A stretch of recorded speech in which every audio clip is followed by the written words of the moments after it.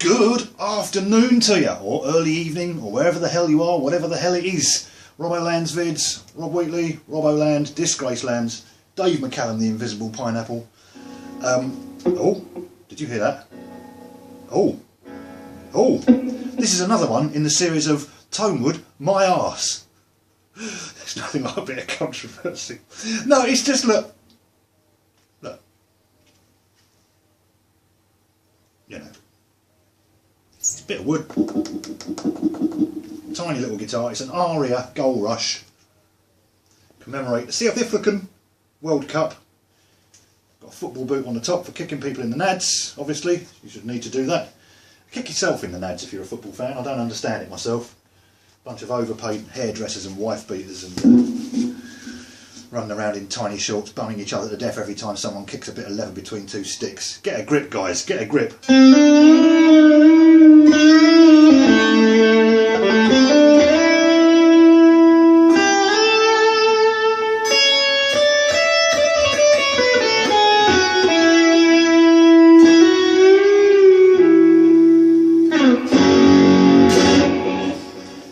This is tuned. I feel bad saying this every time, but seeing that Guitar Struggles doing the tribute Roboland vid, wonderful stuff. UK YouTubers tribute vid. This is tuned normally, I promise you. Apart from in this case, everything's raised up 2 frets, so it's like an F sharp and a B and an E and an A and a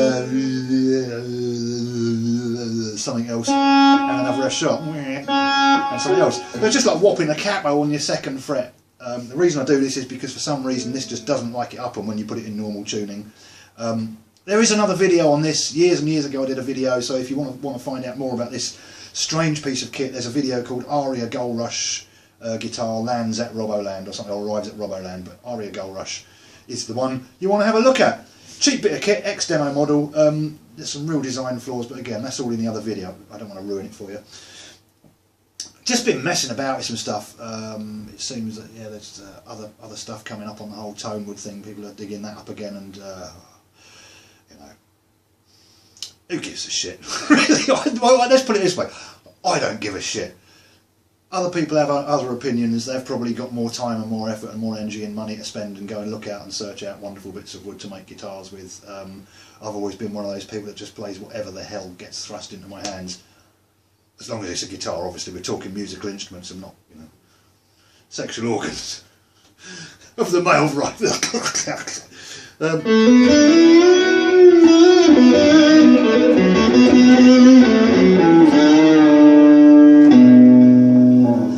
I'm just going through Ampline Pro, one of the things I won in that competition the other week with my vouchers, and loving it. And one of the things you can do with it is you can actually, I'm just discovering stuff with this, you can actually record into it and then play it back and jam over the top.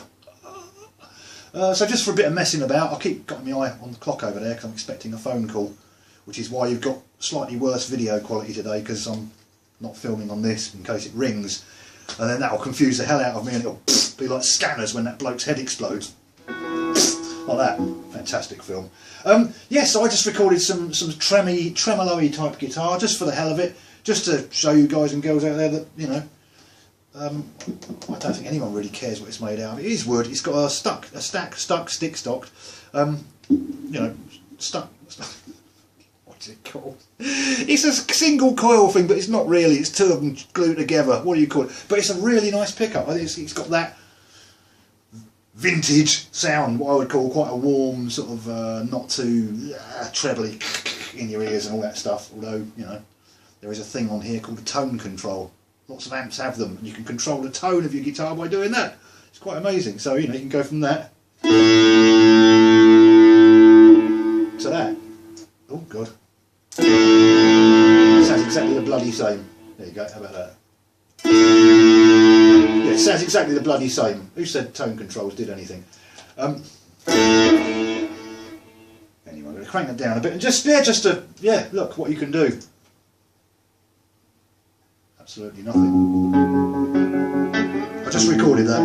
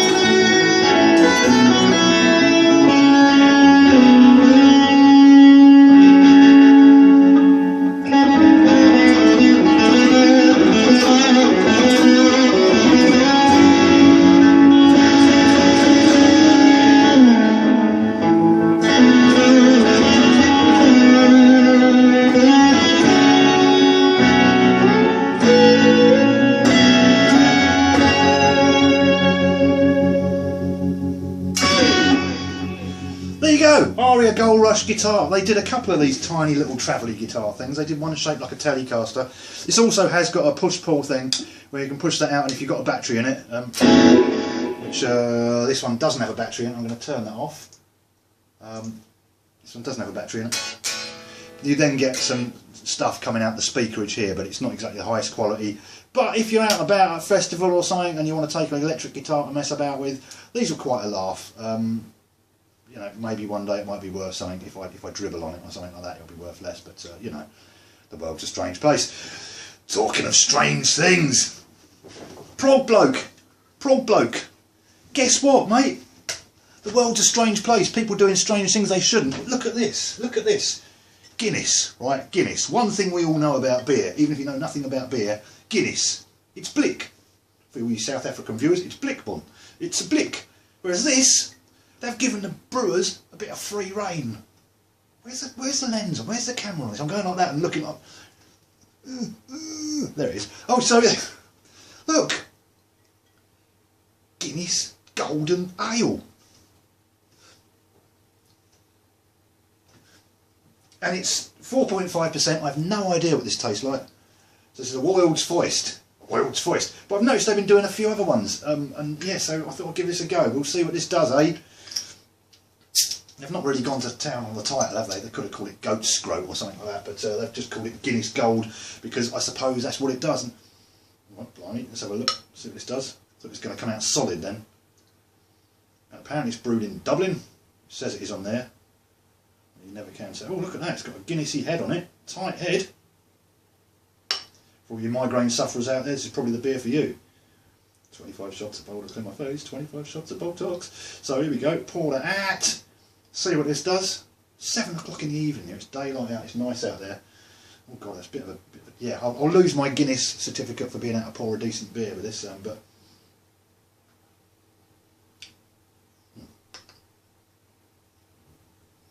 We'll see what this does. Anyway, how the devil are you all? I hope you're all having a good time. I was really impressed, all the responses and all the interest from the last video I did about caustic. It's a stick in a cow. It's a cow stick, not a cow's dick. Though you get those seafood things like crab sticks. I didn't know that's what with that they walk sideways because they've got these massive great phalli. Plural for phallus? I don't know. Anyway, here we go. Guinness Golden Ale. That's what it looks like. And I'm about to tell you, should you drink it or should you avoid it? 4.5%. 4.5%. Normal service is resumed.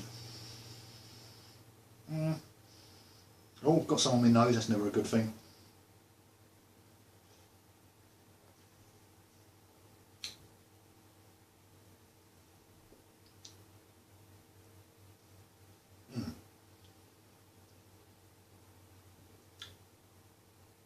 Oh, it's a bit sweet. That's a bit sweet. Beautifully balanced ale with a rich golden hue.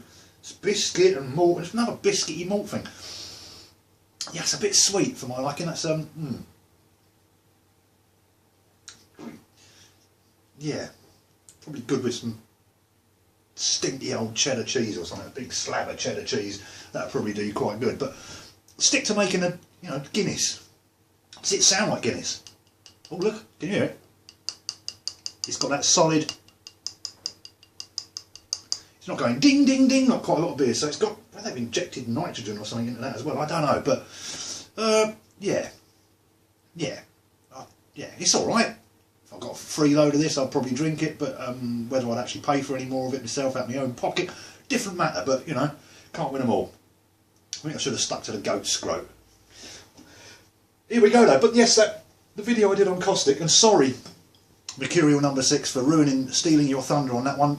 Please still do a video on it because I'd love to see what you do and the way that you think your way through it and some of the stuff that you do, because I'm sure it would be great ideas for other of us who have downloaded it in the last few days, because it seems that quite a few of you had, and it's really interesting because obviously we think of ourselves, most of the people who watch this channel are either locked up and just out for the day, or guitarists of some sort or another, people with interesting guitars, so doing something like electronic music and mouse click music and that, I was quite amazed at how many of you went, oh, that's pretty cool, that's a really good idea. And great stuff. I'm really pleased you've downloaded it, a whole bunch of you, and do keep in touch and let me know how you get on. If you produce any tracks with it or whatever, send them to me, give us a shout, let me know what you've done. You don't have to make them public if you don't want, you know, stick them on SoundCloud, stick them somewhere, and just send us a link or something. I'd love to hear what you guys are up to. So, you know, if you do something and want to make a YouTube video out of it, then it's all inspiration for everybody else, you know.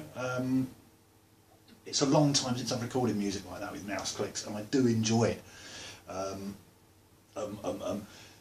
It's interesting that I will write stuff that I don't write on a guitar. It's something that I mentioned before.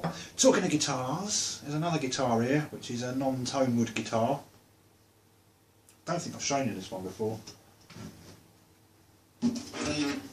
Oh, there's the back of it. You can see it's in perfect condition. Most of the varnish is still stuck to something. The sides, lovely, lovely, no real damage there or splits. That's the Mariana Trench. It's a tribute guitar to the Mariana Trench. It's, look, oh, look at that. Oh, that's been bashed. Oh my God, what happened there? And then someone's nailed one of these onto the bottom, and it's actually squashed the top of the guitar there. And you know, there's more splits and cracks and all that business here. It has my favourite, yes, slotted headstock. But not so bad on nylon strings as far as I'm concerned, because they're a bit more flexible and you don't end up pinging fucking string in the end of your finger and getting a blood poisoning, you know. So it's quite a sweet little guitar actually. We've got a nice little old time looking headstock, big smiley face on it, and here we go. This is the fun bit.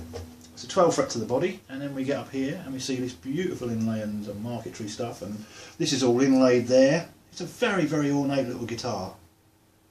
In its day, a really groovy little scratch plate, and then someone else will say, let's put this tailpiece on, and that just to, you can see the shape of it, where the whole thing's distorted. And there's lumps taken out of it and all sorts, and this bridge just moves around freely, and the string slots are all over the place. A couple of these strings, the spacing is just completely out, so these two are really close together. Then you've got another one, then you've got a huge gap, about half a mile walk to get to this string. And there's another huge great jump off a cliff to get to that one, and then that one's right up next to it like a 12 string. But it has a sound like no other guitar I've got. Doesn't mean it's a great sound, but it's a very usable sound, and this is what it sounds like. Don't worry, do not adjust your set, you haven't just lost all the bass, this is actually what it sounds like.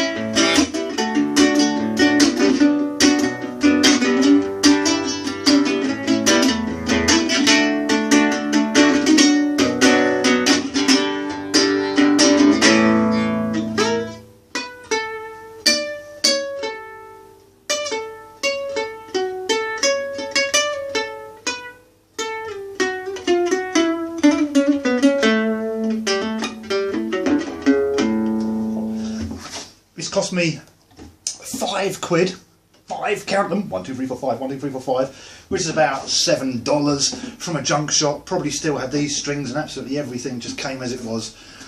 Tuned it up, shifted it about, and I'll put a link under here. Then a few years ago I recorded an album with a buddy of mine, a guy from Sicily, a guy called Danny Romeo, and a band called Happy Orange Balloon. We recorded an album over the space of quite a few years. We did it all over the internet, sending things to each other and all that. And a couple of years ago we produced an album, Happy Orange Balloon, which is available on Bandcamp. And again, I'll stick the link under here because I think he's put Happy Orange. I think Happy Orange Balloon is all one word and whatever. I'll stick it here, but the title track on that album, I'm on Bandcamp, by the way. You can stream the whole album for nothing. If you want to buy it, you can buy it and pay what you like. I think, I'm not quite sure where the money goes or what happens to it. I don't think we've actually, who cares? We had fun, we recorded it, and but I think you can stream it for nothing on there. That's what I'm not trying to sell you or anything, but if you want to buy it and carry it around with you in your pocket, then you can, and we'll love you forever. But the title track on that was a thing called Pretty Mary, and Dan had written it. Danilo had written this song about, and he's Sicilian, as I say, he's from Palermo in Sicily, and it was great when he came over here. He cooked some eggs for breakfast. He made me an omelette I couldn't refuse. That's a Sicilian joke. And he'd written this song called Pretty Mary, which was about a girl he knew in Sicily. And he wanted me to sing it initially, I think, or we were going to get someone else to sing it. And he sent me the demo, and I loved his voice on it, the way his accent works on it, and the whole song is just these chords: D, B minor, G, sort of A7, and that's it. Rotates all the way around. But what he's done with the vocal melodies on it is absolutely brilliant, I think. And we recorded that whole song here in this very room at Disgracelands when he came over for a couple of weeks a few years back. And I'd used all sorts of guitars on it. I'd tried all sorts of treatments. We'd gone through like half a dozen different production styles to get to what we finally ended up with. And the way that I approached it at the end was I just wanted the song to shine through, and so the production is as simple as possible. And bearing in mind that at that point I had like a £2,000 filed Orsino guitar. I had my I didn't have the Ovation. I had a 800 quid Aria. I had a 600 quid Washburn. I had all these other guitars. This was the one I used. This is built in Catania, which is in Sicily. So it just seemed like the perfect thing to do, and it's just got that really flat response, no real body to the guitar, and I just thought it worked really well. It just accented the simplicity of the song. And the way I sort of mixed it was as if you imagine that if I'm sitting in a bar somewhere in Sicily, just sitting at a table with my guitar,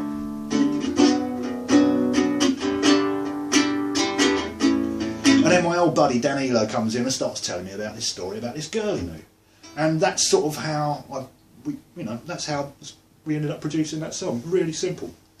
Go and have a listen. Other stuff on that album. Sort of pretty experimental, electronic-y sort of stuff and spacey business and all that. I'm on about, I think I'm on half of the album. Half the tracks he's done on his own with other people, but I think I'm on about half the album. Anything that sounds like it's got a guitar on it, or anything that sounds incredibly mental, it's probably something to do with me. Go check it out. But yeah, this was a guitar, and this is the thing. This was exactly what I needed. I could have played it on my other nylon string guitar, but it just had too much body and too much depth, and for me it took away from what I wanted the point of the song to be, for people just to focus on the lyrics and to focus on this gorgeous vocal melody that he just does so much with over the top of these really basic chords. Honestly, when we were producing it, we'd say we'd gone through so many different ways of doing this bloody song that at the end it was just the completely stripped down version. The backing is literally 4 chords, da, da, da, da, which I put down as a ghost thing, just as a guide track, and a really boom, chick, boom, boom, chick, boom, really simple drum pattern that I then put through some wobbly stuff, some delay and some wobbly stuff, and that guitar and his vocal, and that's it. That's the opening track to that album. And again, it's one of those things that you don't need to spend thousands and thousands of pounds on kit to find the sound that you want. I had thousands of pounds worth of kit back then, and none of it made the sound that I wanted, and I used this. So, many a good tune played on an old beaten up piece of wood with splits in it and dents in it, and even that's what happens when you play it, because there's just good, but you know.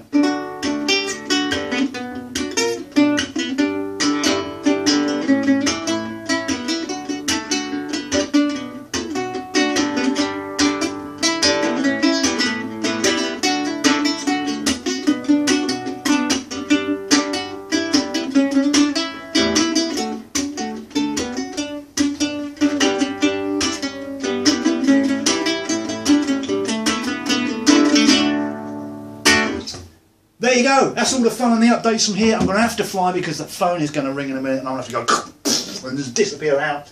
So before that happens, I've got to glug this. It's a hard life, man, you know, the things I do for you guys and girls out there. Thank you so much for watching. Let me know how you're getting on with Caustic and any other interesting bits of music making software experiences with cheap, tatty little guitars. Give us a shout, let us know. Keep the comments coming, they're massively appreciated. It's always great to hear from you guys and girls. Thank you so much, and I'll see you on the next one. Cheers.